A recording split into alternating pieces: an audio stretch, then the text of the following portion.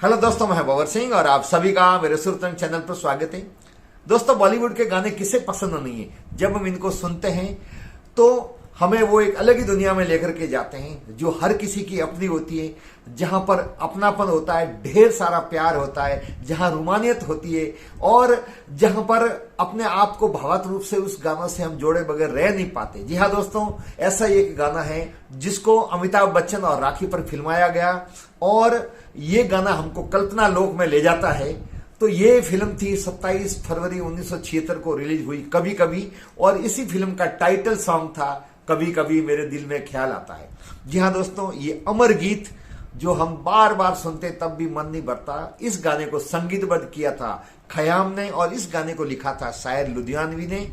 तो दोस्तों आइए, इस गीत की कहानी भी बड़ी रोचक है और इस गीत से इस फिल्म का जन्म हुआ। तो आइए मैं आपको इस गीत की पूरी कहानी और पूरा इतिहास बताता हूं जो बहुत ही रोचक है। आप पूरा वीडियो देखें, सुने और अंत में कमेंट जरूर करें। दोस्तों, ये फिल्म यश चोपड़ा जी ने बनाई थी और वही निर्माता और निर्देशक थे। इस फिल्म को बनाने का ख्याल भी उनको अपने अजीज मित्र शाहिर लुधियानवी की एक कविता और जिसका ये बहुत लोकप्रिय गाना था, उनकी किताब जिसका नाम था तलखियां, उस तलखियां के अंदर उनकी बहुत सारी गजलें हैं। आज भी आप कभी पढ़े तो आपको सुनने को मिलेगी। उन्हीं में से ये कभी कभी मेरे दिल में ख्याल आता है कविता है जो मैं आपको सुनाऊंगा भी। वो दोस्तों कविता थी, कभी कभी मेरे दिल में ख्याल आता है कि जिंदगी तेरी जुल्फों की नरम छाव में गुजर न पाती तो साबाद भी हो सकती थी।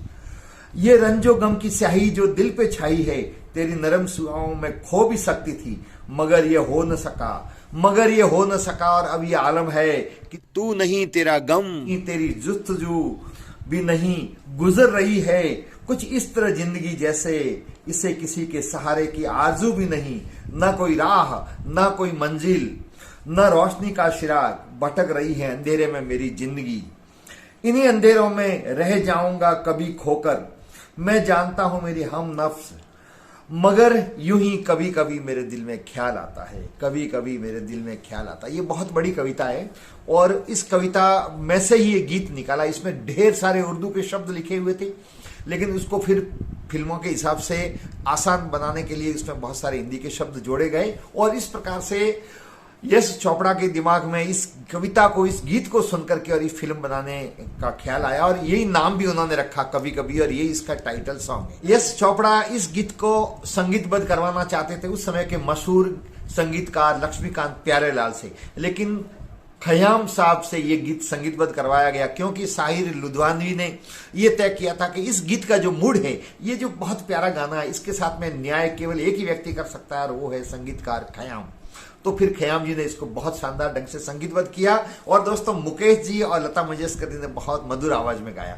इनका भी एक किस्सा बहुत मशहूर है कि सबसे पहले केवल मुकेश जी ने इस गीत को गाया था और जब ये गीत सुना लता जी ने, तो लता जी ने जिद करके यश चोपड़ा से कहा कि मुझे भी एक गीत गाना है, भले 1 रुपया भी मैं नहीं लूंगी। और फिर बाद में आपने सुना होगा इस फिल्म में ये दोनों गाने, एक गीत है जो केवल मुकेश जी द्वारा पहले गाया गया था, वो भी है, और दूसरा गाना जिसमें लता जी और मुकेश जी ने दोनों ने साथ में गाया है। तो ये गाना इतना पसंद आया लता जी को कि उन्होंने जिद करके इस गाने को गाया और उसके साथ में कुछ पंक्तियां मुकेश जी ने भी आरंभ में गाई। तो दोस्तों ये गाना बहुत ही प्यारा गाना है, अमर गीत है, जितनी बार सुनो तब भी मन नहीं भरता है। कभी कभी मेरे दिल में ख्याल आता है कि जैसे तुझको बनाया गया है मेरे लिए। दोस्तों ये जो गीत था इसको 1962 में एक फिल्म आई थी काफिर, उस काफिर फिल्म में इस गीत को लिया गया था और दोस्तों इसकी रिकॉर्डिंग भी करवा ली गई थी और इसको गाया था गीता दत्त और सुधा मल्होत्रा ने। लेकिन दुर्भाग्य से वो फिल्म रिलीज ही नहीं हुई, ठंडे बस्ते में चली गई, तो स्वाभाविक है ये गीत भी वहीं का वहीं रह गया। और 1962 के बाद में 14 साल बाद में फिर 1976 में ये गीत पुनर्जीवित हुआ और फिर नए सिरे से इसको तैयार करके और मुकेश जी और लता जी ने इसको गाया और फिर बाद में जाकर के ये कभी कभी फिल्म में आया। जब दोस्तों ये गीत रिलीज हुआ, जब ये फिल्म रिलीज हुई तो ये गाना बहुत लोकप्रिय हुआ और उसके बाद में तो ये हमारे 1000 साल का जो गाना सुना गया, इससे पहले मैंने वीडियो बनाया था जिसमें एक 1000 साल का सबसे लोकप्रिय गाना सॉन्ग ऑफ मिलेनियम एक प्यार का नगमा। उसके बाद में दूसरे नंबर पर सबसे अधिक लोगों द्वारा इस गाने को पसंद किया गया। और दोस्तों आपसे भी मेरा अनुरोध है, ये गाना आप सुने जब चित्त शांत हो, एकांत हो, ईयरफोन लगाएं और इसको सुने तो आपको इतना आनंद आएगा, इतना लगेगा जैसे ये आपके दिल के करीब का गीत है, जैसा ऐसा लगेगा जैसे आपकी कोई कहानी फिल्माई जा रही है।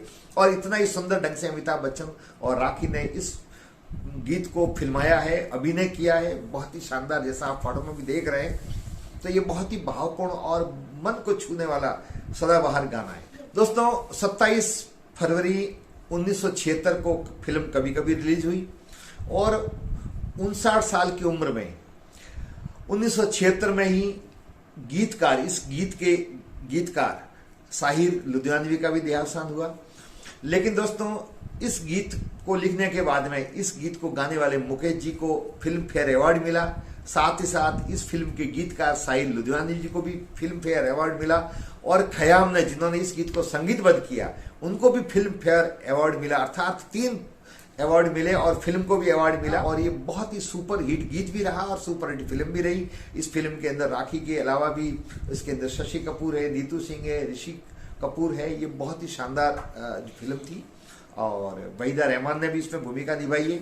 तो आपने फिल्म भी देखी होगी और इस गाने को कई बार सुना होगा, लेकिन फिर भी अब आप तन्मयता, तल्लीनता से जब सुनेंगे तो आपको एक अलग ही आनंद की अनुभूति होगी। तो दोस्तों इस प्रकार से एक अमर फिल्म बनी और एक अमर लोकप्रिय गाना बना कभी कभी। तो आपको फिल्म कभी कभी के इस लोकप्रिय टाइटल सॉन्ग की कहानी कैसी लगी? वीडियो को लाइक करें, शेयर करें, कमेंट्स करें और यदि चैनल को अब तक सब्सक्राइब नहीं किया है तो चैनल को सब्सक्राइब करें। तो बहुत बहुत धन्यवाद। जय हिंद।